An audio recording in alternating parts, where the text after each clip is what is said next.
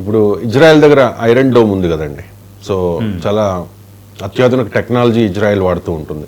మరి iron dome కూడా ఎందుకు ఫెయిల్ అయింది? ఎందుకంటే టెల్ అవీవ్ లక్ష్యంగా ఇరాన్ కొన్ని దాడులు చేసింది, మిసైల్స్ని ప్రయోగించింది. ఐరన్ డోమ్ కూడా అడ్డుకోలేకపోయింది అనేది సమాచారం. ఎందుకు అడ్డుకోలేకపోయింది? ఇక్కడ ఏంటంటే ఇజ్రాయెల్ చాలా శక్తివంతమైన ఎయిర్ డిఫెన్స్ సిస్టమ్ను పెట్టుకుంది.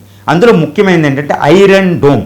ఈ ఐరన్ డోమ్ ఏంటంటే వచ్చే ఆకాశం నుంచి వచ్చే రాకెట్లని, మిసైల్స్ని, హైపర్సోనిక్ మిసైల్స్ మినహాయిస్తే ఏ మిసైల్స్నైనా అది పడగొట్టగలదు. ఎయిర్ క్రాఫ్ట్లు కూడా పడగొట్టకూడదు. అది that is what the iron dome.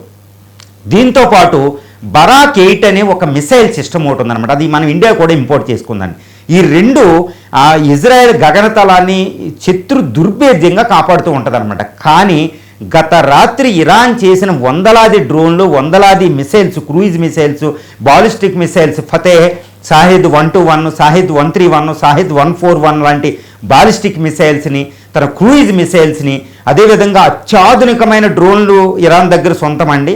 అలాంటి అత్యాధునికమైన డ్రోన్లు వేస్తే చాలా వాటిని ఇజ్రాయెల్ కొలాప్స్ చేసింది, కూల్చేసింది. కానీ కొన్ని బాలిస్టిక్ మిసైల్స్ జెరూసలేము, అదేవిధంగా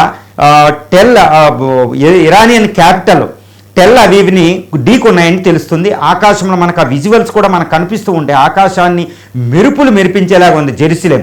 నిన్న ఇజ్రాయెల్ ప్రజలు వణికిపోయారు, బంకర్లోకి వెళ్ళి దాక్కున్నారు. అంటే ఏంటి దీని అర్థం ఏంటంటే ఇజ్రాయెల్ శత్రు దుర్భేద్యమైన తన ఐరన్ డోమ్ ఇజ్రాయెల్ రక్షించలేకపోతుంది. అంటే ఏంటి, ఇరాన్ ఈరోజు దాన్ని కొట్టేస్తుంది. అంటే ఏంటి, చాలా అత్యాధునిక ఆయుధాలు దీని దగ్గర ఉన్నాయి ఇరాన్ దగ్గర అనేది మనకు తెలుస్తుంది. బాలిస్టిక్ మిసైల్స్ చాలా బలంగా ఉన్నాయని తెలుస్తుంది.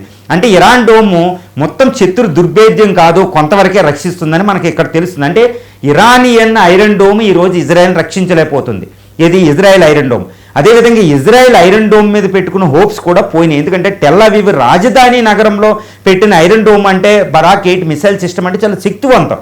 ఈరోజు ఇజ్రాయెల్కి రక్షణ లేదు అని చెప్పవచ్చు. అంటే ఏంటి, ఇరాన్ ఇజ్రాయెల్ యొక్క వీక్నెస్ని కనిపెట్టింది. ఇప్పుడు ఇరాన్ దగ్గర ఉన్న వీక్నెస్ని మొసాద్ ద్వారా కనిపెట్టి IRGC అంటే ఆర్మీ చీఫ్ని, ఇంటెలిజెన్స్ చీఫ్ని, అదేవిధంగా 6 సైంటిస్టులు, న్యూక్లియర్ సైంటిస్టులని ఇజ్రాయెల్ చంపేసింది. అంటే ఇజ్రాయెల్ ఎంత శక్తివంతమో మనకు తెలుస్తుంది. అదేవిధంగా ఇరాన్ కూడా తక్కువ తినలే. గత 3 నెలలు లాస్ట్ ఏప్రిల్ 8 ఇరాన్ ఇజ్రాయెల్ డైరెక్ట్గా ఫైట్ చేసుకున్నాయి.